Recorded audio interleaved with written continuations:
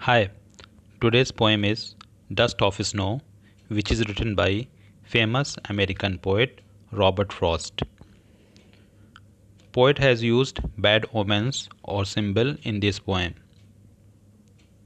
We usually read about beautiful flowers, birds, trees, landscape, etc.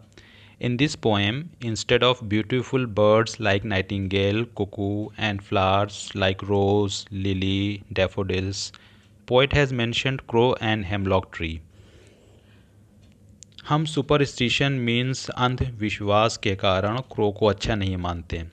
दूसरा bad omen और symbol hemlock tree है, which has small white flowers and its fruit is poisonous. So poet has used these two unlikable symbols. Before starting this poem, the poet was very grief stricken or in sad mood.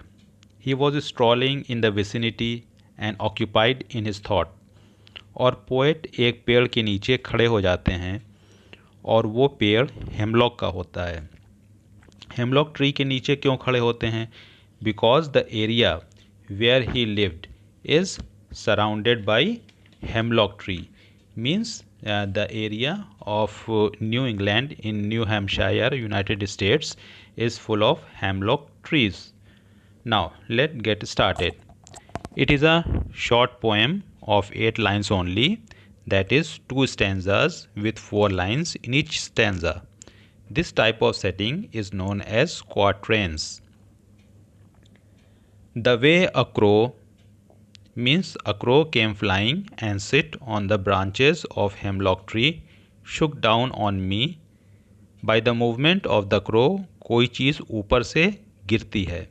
The dust of snow, वो flake या particles होते हैं snow के. From a hemlock tree से.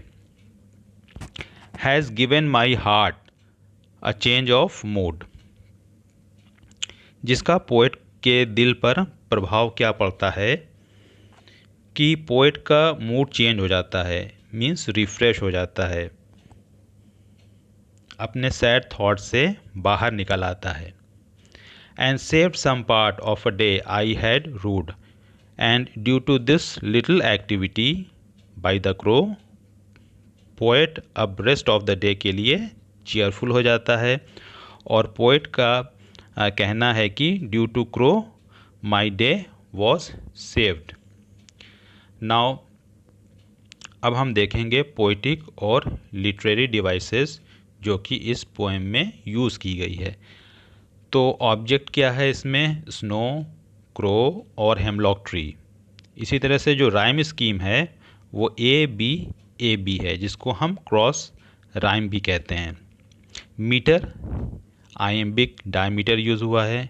एनजैम्पमेंट, no punctuation mark. इस पूरी poem में कहीं भी पंक्चुएशन मार्क नहीं है, but at the end of the poem there is a full stop. तो इस तरह से एनजैम्पमेंट भी यूज़ हुआ है, कोई पंक्चुएशन मार्क नहीं है लाइन के एंड में, comma, full stop, sign of exclamation, question mark.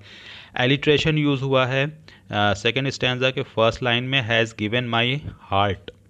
तो एलिट्रेशन वो होता है कि जब एक ही लाइन में एक वर्ड का 2-3 वर्ड्स के पहले लेटर एक जैसे हों, मीन्स सिमिलर हों, तो उसको हम एलिट्रेशन कहते हैं. जैसे हैज़ का एच और हार्ट का एच, तो इसमें एलिट्रेशन हो जाता है एच. ये 5th लाइन में यूज़ किया गया है. इसी तरीके से दूसरा एलिट्रेशन है, ये 7th लाइन में यूज़ हुआ है, सेव्ड सम. तो सेव्ड का एस और सम का एस. नाउ अब हम देखेंगे कि central idea, every cloud has a silver lining, means कोई भी चाहे जैसी भी चीज़ हो, चाहे वो जितनी ही छोटी चीज़ हो, लेकिन उसके अंदर कोई ना कोई क्वालिटी या खूबी होती है. नो मैटर हाउ बैड और worse the things may be, चाहे कोई जितनी ही बुरी चीज़ क्यों ना हो, it has got something good in it, उसके अंदर कोई ना कोई एक अच्छी क्वालिटी होगी. और वही अच्छी quality sometime even small things prove helpful, वही क्वालिटी हमें कभी कभी बेनिफिट पहुंचा देती है और वो हमारे लिए बेनिफिशियल होता है. और इस पोएम में जैसा कि हम देखेंगे स्नो की बात की गई है तो ये विंटर सीजन है। लैंडस्केप मीन्स कि ये पोएम जो है वो किस एरिया में पोएट थे उस टाइम, या किस एरिया को में ध्यान रखते हुए ये पोएम लिखी गई, तो वो न्यू इंग्लैंड है, न्यू हैम्पशायर का एरिया यूनाइटेड स्टेट्स में, और ये पोएम पब्लिश हुई थी 1923 में। So that was the explanation with poetic and literary devices. Please share and subscribe my channel and share this video to all your friends. Bye for now.